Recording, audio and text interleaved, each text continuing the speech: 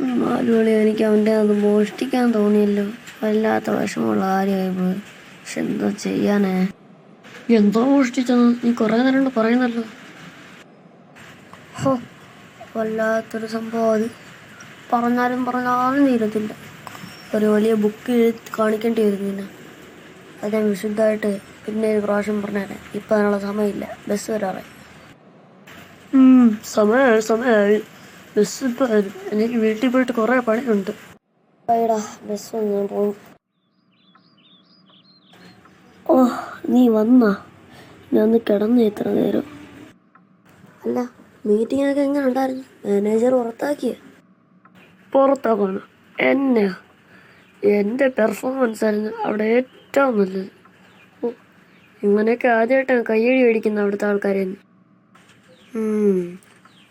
വിശന്നിട്ട് വയ്യ, വല്ലതും കഴിക്കാൻ ഇട്. കഴിച്ചിട്ടൊന്ന് കിടക്കണം. എന്നിട്ട് വേണം എനിക്ക് രാജിൻ്റെ അടുത്ത് പോകാൻ. അവൻ്റെ അടുത്ത് എനിക്ക് കാര്യങ്ങളെല്ലാം ഒന്നും കൂടെ ഒന്ന് തുറന്നു പറയണം.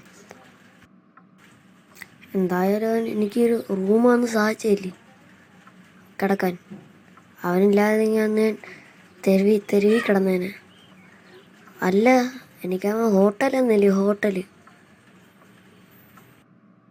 ഹോട്ടലോ? ഏത് ഹോട്ടല്? ഹോട്ടലാണോ നിനക്കവൻ?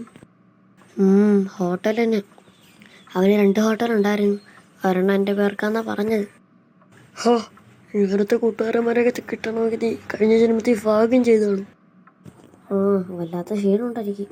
ഞാൻ പോയി റൂമിൽ കിടക്കാം. നീ പോയി കഴിക്കാൻ വല്ല എടുത്തോണ്ടാ. ഞാൻ റൂമിൽ കാണാം കേട്ടോ. ശരി.